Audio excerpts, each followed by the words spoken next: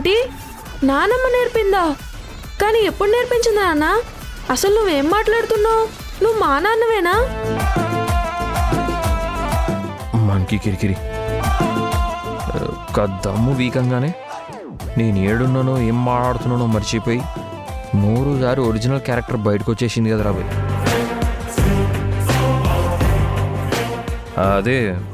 అదేంటంటే నిన్ను చూస్తుంటే మాకు చాలా భయం వేస్తున్నానా. నానమ్మ అలా ఖచ్చితంగా చేయదు. నువ్వెందుకు అబద్ధం చెప్తున్నావు నానా? పద శశి, మన నాన్నమ్మతో చెప్దాం. రే రే రే పిల్ల బచ్చాలరా ఆగుర్రా బాయ్. ఏ ఆగండ్రా.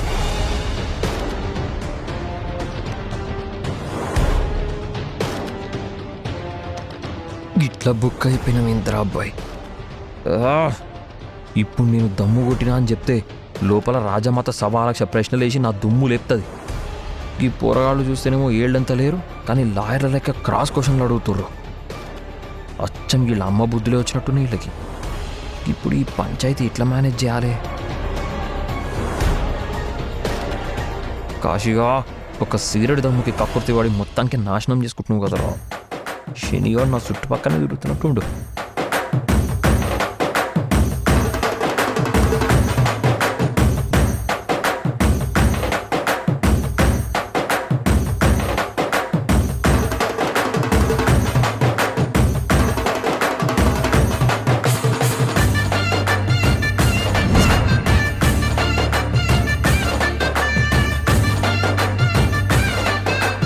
నానమ్మ నానమ్మ, నాన్న బయట గార్డెన్లో సిగరెట్ తాగుతున్నాడు. అవునానమ్మా, నేను చూసి అడిగితే ఆ సిగరెట్ తాగడం నువ్వే నేర్పించావని ఏదో పిచ్చి పిచ్చిగా చెప్తున్నాడు. వాడు సిగరెట్ తాగడం ఏంటిరా? మీరేదో పొరపాటు పడుంటారు. మీ నాన్నకి అలాంటి అలవాట్లేమీ లేవురా. లేదు నానమ్మ, మేము మా కళ్ళతో చూసాము. కావాలంటే నీకు చూపిస్తాను రా. రా నానమ్మ, అదిగో అటు చూడు. అక్కడ లేడు కదరా. దీనమ్మ ఈ పిల్లగా వచ్చాగాళ్ళు అనుకున్నట్టే వాళ్ళ నాన్నమ్మని దోలుకొచ్చారు. ఎట్లా మేనేజ్ చేయాలి రా బాయ్?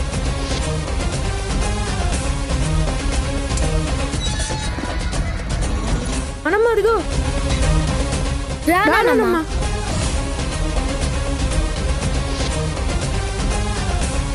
నానమ్మ అడుగు నానమ్మ. రే రిషి శశి, నేనేదో సరదాగా జోక్ చేసినంత మాత్రాన మీరు దాన్ని నిజం అనుకుని నానమ్మని తీసుకొచ్చారా? అది జోక్గా నాన్నా? జోక్ కాకపోతే మరేంట్రా? జోక్ అయితే నువ్వు నిజంగా చేతిలో సిగరెట్ పట్టుకుని ఎందుకు తాగావు నాన్న? రే అది సిగరెట్ కాదురా. ఈ మధ్య మీరు మీ తాతయ్యని బాగా మిస్ అవుతున్నారు కదా, అందుకే మిమ్మల్ని కాసేపు ఆట పట్టిద్దామని. అదేంటిది? ప్రాంక్ చిన్న ప్రాంక్ చేశాను అంతే. ఏం మాట్లాడుతున్నావు రాయేష్? నువ్వు పిల్లలతో ఎప్పుడు ఇలాంటి ప్రాంకులు చేయలేదు కదా. అది అంటే చెప్పాను కదమ్మా, పిల్లలు నాన్నని మిస్ అవుతున్నారని వాళ్ళని నవ్వించడానికి ఏదో అలా చేశాను. నేను అసలు నిజంగా సిగరెట్ తాగలేదమ్మా. లేదు నానమ్మ, నాన్న అబద్ధం చెప్తున్నారు. నాన్న సిగరెట్ తాగారు, మేము చూసాము. రేయ్, ఏదో మిమ్మల్ని ఆట పట్టించాలని అలా చేసుంటాళ్లేరా. నా కొడుకు సిగరెట్ తాగడు, తాగే ప్రసక్తే లేదు. నాకు నమ్మకం ఉంది. శశి, రిషి, సారీరా. మీతో ఇంకెప్పుడు ఇలాంటి ప్రాంకులు చేయండి, సరేనా? సరే, మీకు హోంవర్క్ ఉంది కదా, నేను హెల్ప్ చేస్తాను, రండి.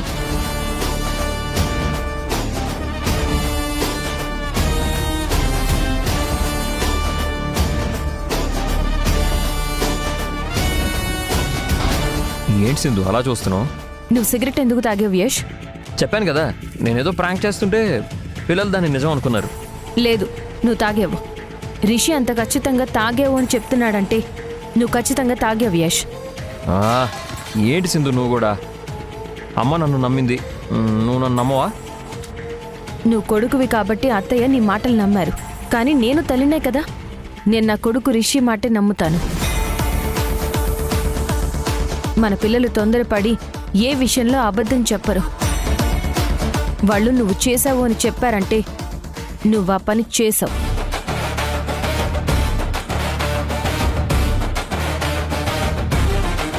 అంటే సింధు, నువ్వు డబ్బు ఎక్కడుందో గుర్తెచ్చుకో అని అన్ని 100 కోట్లు అనేసరికి నాకు బాగా టెన్షన్ పెరిగిపోయింది.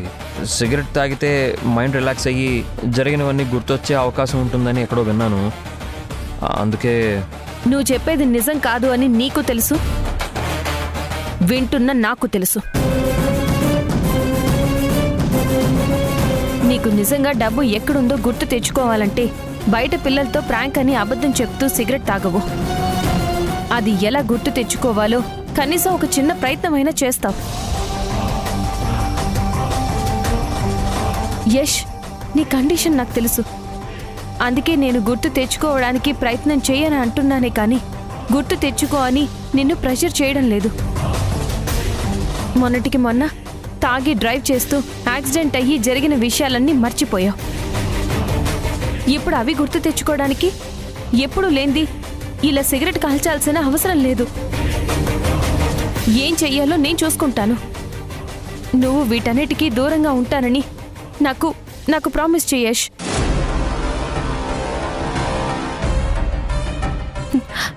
చెయ్యేష్. ఇంకోసారి సారా సిగరెట్ ముట్టుకోవాల్సింది. సారానా? అదేలే, నేను ఏది తాగేవాడినో అది.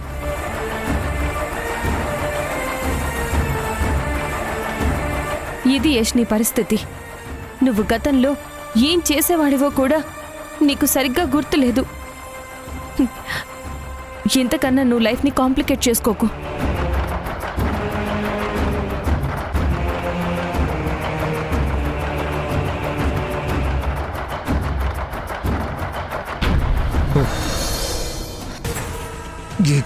కిరేంద్రాబాయ్, లాయర్ లెక్క ఒకరు ప్రశ్నలు అడుగుతుంటే జడ్జి లెక్క ఇంకొకరు శిక్ష ఇస్తున్నట్టుంది.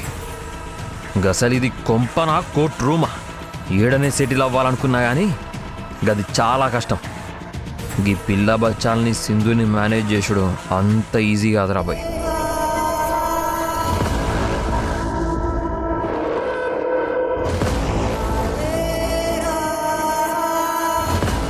వీళ్ళకి నా మీద పూర్తిగా అనుమానం వచ్చే లోపే నేను పైసలు ఏడున్నాయో కనుక్కొని జంప్ అయిపోవాలి. గయేషియాడు బయట నుంచి ఫోన్ చేసి డబ్బు సేఫ్గా దాచినా అన్నాడంటే ఖచ్చితంగా కొంపలైతే దాచుంటాడు. అంత పైసలు దాయాలంటే వాడికి బాగా తెలిసిన చోటే అయ్యి ఉంటుంది. గా చోటు ఏదై ఉంటుంది?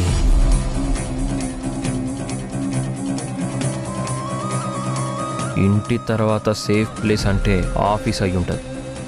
ఆడికి పోయి దేవులాడాలి.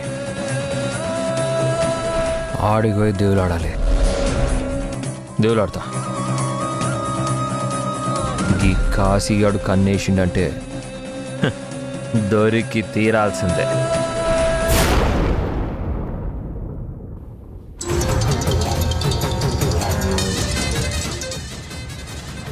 ఏంటి మధు, చెప్పిన గడువు దగ్గరకు వస్తోంది, గుర్తుందిగా?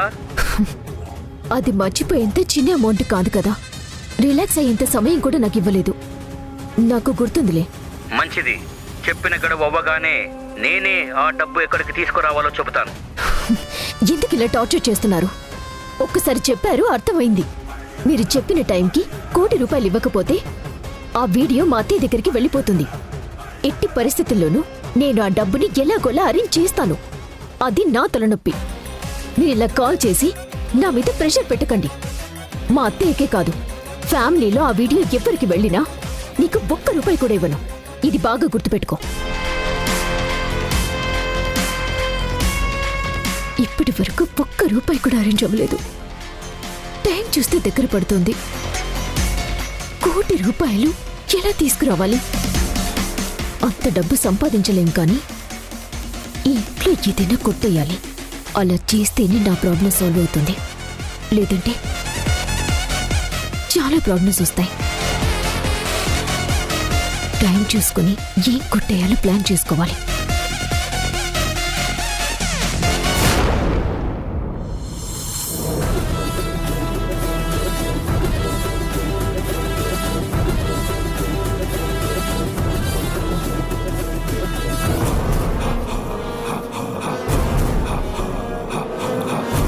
ఇగో పకీరు, గీడే నా కొడుకు. గీ నా కొడుక్కి ఏమైందో ఏమో తెలవదు, అన్నీ యాద మరిసిండు. గీని తలకాయలో ఏదో దెయ్యం దూరింది. జర గట్టిగా ఒకటి తగిలించి ఒక తాయెత్తుగట్టు పకీరు. గీని బుర్రలో ఉన్న దెయ్యం వదిలిపోయి గీడు మళ్ళా కత్తి బట్టి రోడ్ల మీదకు దిగాల. గది ముచ్చట.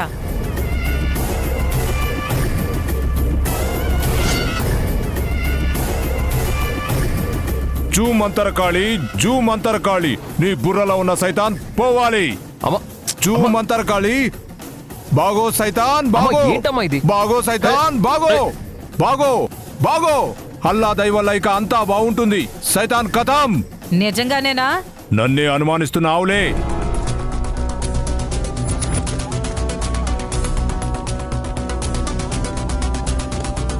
ఇక చెప్పు కాశీ, దెయ్యం వదిలిందా? ఇప్పుడేం చేస్తావు నువ్వు? నేనేదైనా ఉద్యోగం చేసుకుంటానమ్మా.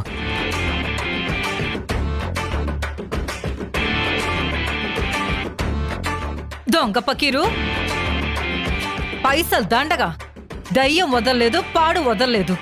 నువ్విక బో. నేను ఇంకొకసారి చాలేని ముచ్చట, బడిబో.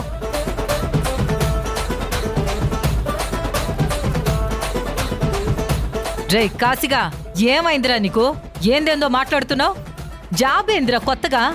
అరే, నీకు బొత్తిగా చదువు కూడా రాదురా? చిన్నప్పుడు నిన్ను స్కూల్కి పంపనీకి నాకు నెత్తి నొస్తుండే. 2వ తరగతి 2 సంవత్సరాలు, 3వ తరగతి 3 సంవత్సరాలు, 4వ తరగతి అయితే 4 సార్లు చదివినావు. ఏదో దందాల్లో గెంతో గంతో తెలివబ్బింది. ఒక్క ముచ్చట్లో చెప్పాలంటే చదువు వచ్చినా చదువు రాని నెసాని గడివి. నీకెవడ్రా ఉద్యోగం ఇచ్చేది? బ్యాంకుల దగ్గర సెక్యూరిటీలా లేకపోతే వాచ్మెన్లా తప్ప నువ్వు దేనికి పనికిరావు. పైగా నువ్వు కొత్తగా గీ జాబ్ ముచ్చట్లంటున్నావేంద్రా? నీకేది యాది లేదని గీ నీ చెల్లెళ్ళేమన్నా నీ బుర్రలో నూరిపోసిండ్రా ఏంది? కాసిగా, నా మాట కాస్త సెవినెక్కించుకోరా. నువ్వు దినమంతా కష్టపడి ఉద్యోగం చేసినా 10-15 వేలు కన్నా ఎక్కువ ఇయ్యరు. ఆ పైసలతో నువ్వేం బాకీ తీరుస్తావు? గీ కుటుంబాన్ని ఎట్లా పోషిస్తావు? రే పొద్దున్నీ చెల్లెళ్ళకి లగ్గాలెట్ట చేస్తావు? నిన్ను గిట్లే ఈ ఇంట్లో వదిలేస్తే నువ్వు గీ ఆడపిల్లలతో కూసుని నువ్వు కూడా ఆడంగోళ్ళ తయారవుతావు. ఇట్లా కాదు గాని నేనే బయటికెళ్ళి ఏదో ఒక పెద్ద సెటిల్మెంట్ బేరం పట్టుకొస్తా. నిన్ను మళ్ళా దారిలోకి తెస్తాను చూడు.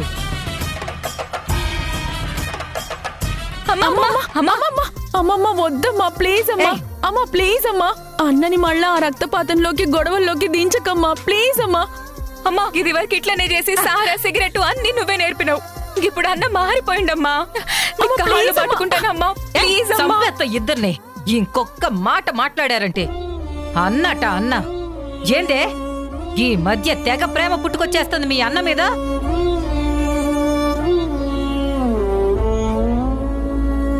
రే కాసిగా, ఏళ్ల మాటలు నువ్వు విన్నావు అంటే నువ్వు నడి రోడ్డు మీద చిప్ప పట్టుకుని అడుక్కు తింటావు.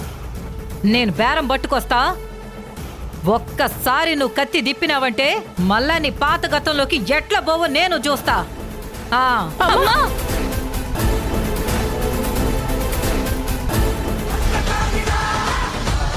మనకి కిరికిరి ఏడబెట్టుటాడు.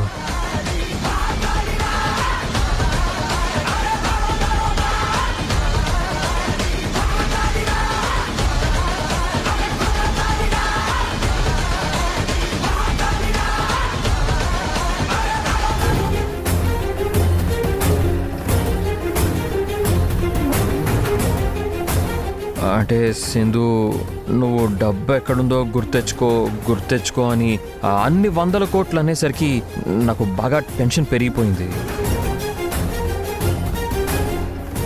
నువ్వు వీటన్నిటికీ దూరంగా ఉంటానని నాకు ప్రామిస్ చేయష్. ఇంకోసారి సారా సిగరెట్ ముట్టుకోను సింధు. సారానా? యష్కి ఏమైంది అసలు? ఎందుకు ఈ మధ్య చాలా వింతగా చీప్గా బిహేవ్ చేస్తున్నాడు?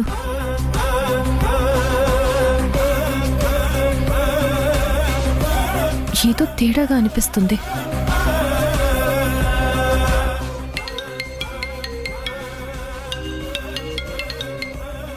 హలో. Good morning madam. నేను బ్యాంక్కి వెళ్తున్నాను. అక్కడ సబ్మిట్ చేయడానికి మన కన్స్ట్రక్షన్ ప్రాజెక్ట్కి సంబంధించిన పర్మిషన్ లెటర్ కావాలి మేడం. అది మీ దగ్గరే ఉంది కదా? అవునండి, ఆ లెటర్ ఆఫీస్ క్యాబిన్లోనే ఉంది. మీరు బ్యాంక్కి వెళ్ళి మిగతా డాక్యుమెంట్స్ సబ్మిట్ చేస్తూ ఉండండి. నేను ఆ లెటర్ తీసుకుని డైరెక్ట్గా బ్యాంక్ వస్తాను. Okay madam.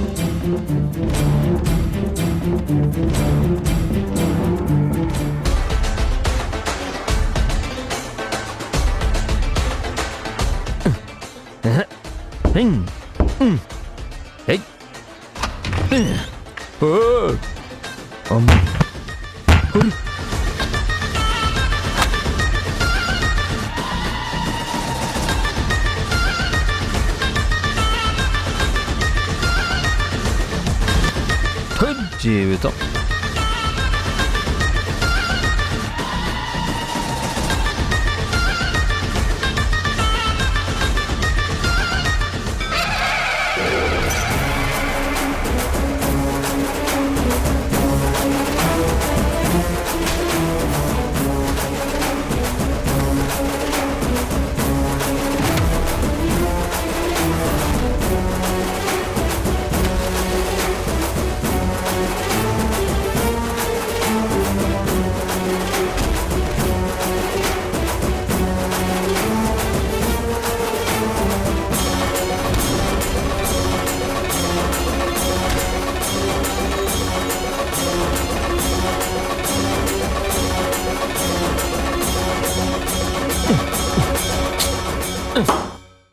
యష్, నువ్వేంటి ఇక్కడ?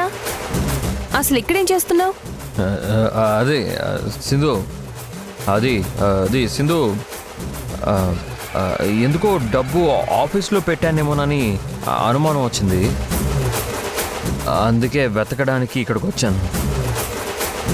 దొరికితే నీకు చాలా టెన్షన్ తీరుతుందని చూస్తున్నాను, కానీ దొరకలేదు.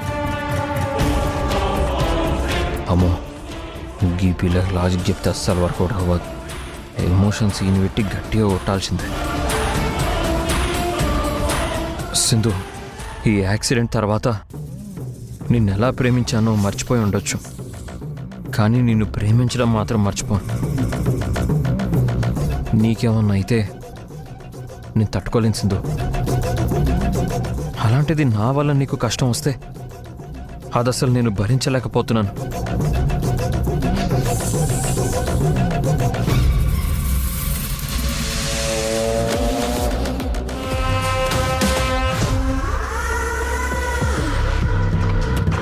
నువ్వు ఇలా నా దగ్గరగా ఉంటే చాలా బాగుంటుంది సింధు. నీకు దూరంగా ఉండాలని నాకు మాత్రం ఎందుకుంటుంది యష్? నువ్వే నా ప్రాణం. మరెందుకు సింధు నన్నంత దూరం పెడుతున్నావు? మనం ఇప్పుడు దూరం అయ్యాం యష్. నీ మనసు నా మనసు ఎప్పుడు దగ్గరగానే ఉంటాయి కదా. అది కాదు సింధు, నేననేది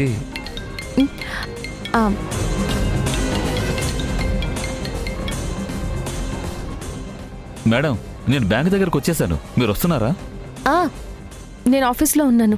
లెటర్ తీసుకుని వచ్చేస్తున్నాను. Just 10 minutes. Okay madam. Sindhu, ఎక్కడికి వెళ్తున్నావు? బ్యాంక్కి వెళ్ళాలి యష్. ఒక ఇంపార్టెంట్ లెటర్ సబ్మిట్ చేయాలి, దానికోసమే వచ్చాను.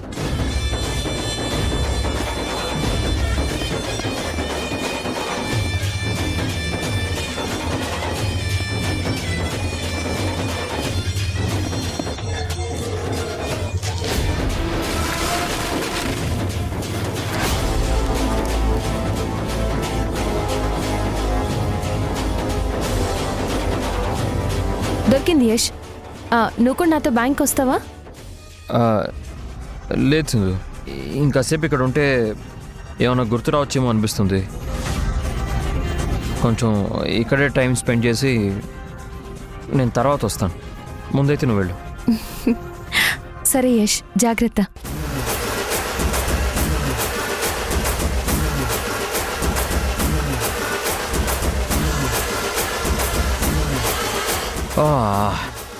మనకి కిరికిరి కాశిగా ఈ దునియాల అన్నిటికంటే పెద్ద మత్తు గా సిగరెట్ దమ్ములో ఉందనుకున్నా. గది పచ్చ అబద్ధం రాబాయ్. ఒక ఆడదాని కౌగిలిచ్చే కిక్కు 100 బీరు సీసాలలో కూడా ఉండదు. అది వేరే లెవెల్ మజా. ఇప్పుడు నా వంట్లో పుట్టిన వేడి తగ్గాలంటే గట్టిగా పెగ్గేయాల్సిందే. సింధు డార్లింగ్, దొరికి దొరకకుండా మస్తు ఆడుకుంటున్నావు నాతో. కానీ నీ వీక్ పాయింట్కి యష్గాడే. గది ఇప్పుడు పక్కాగా నాకు సమజ్ అయిపోయింది. నా నెక్స్ట్ టార్గెట్ నుంచి నువ్వు అస్సలు తప్పించుకోలేవు సింధు.